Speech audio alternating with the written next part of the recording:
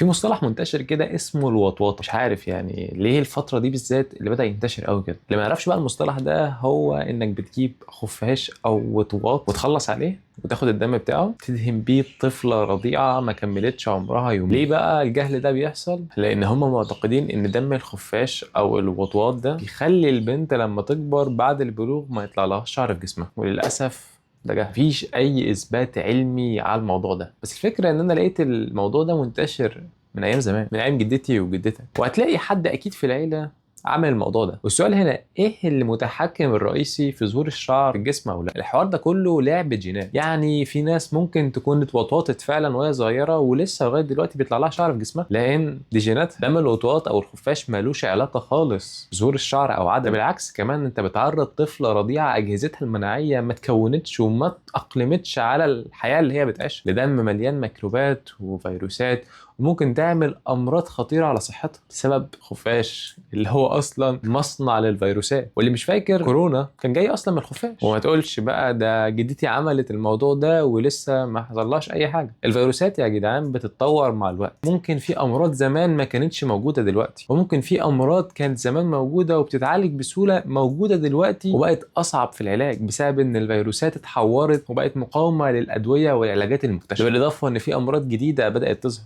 وما تتفاجئش لما تلاقي واحده كانت عامله الموضوع ده وبدا يظهر عليها امراض مناعيه على الجلد بتاعها، زي الصدفيه والاكزيما والالتهابات الجلديه المزمنه، اللي هي بسبب حاجه بسيطه عملتوها للطفله وهي صغيره عانت منها العمر كله. ومش بس ممكن تقف لغايه كده، لا ده ممكن اصلا مع الحوار ده وهي صغيره ممكن يحصل لها التهابات سحائيه، التهابات في الجهاز التنفسي، تكون معرضه بصوره كبيره لفيروسات ممكن تخلص على حياتها. طب ليه الجهل في الحاجات اللي زي دي؟ يعني انت ربنا خلقك بطبيعه جسم، في ناس بيظهر في جسمهم شعر وناس ما بيظهرش في جسمهم شعر. انت تتقبل طبيعتك وعايزه تشيل الشعر، في طرق كتير دلوقتي ممكن تشيل. ليه بقى تعرضي بنتك لحاجه زي دي؟ حاجه اصلا مصدر لعدوى وفيروسات كتير. واللي ما يعرفش الحكم الشرعي في الحوار ده، هو بالطبع حرام، لان الدم اصلا حاجه نجسه.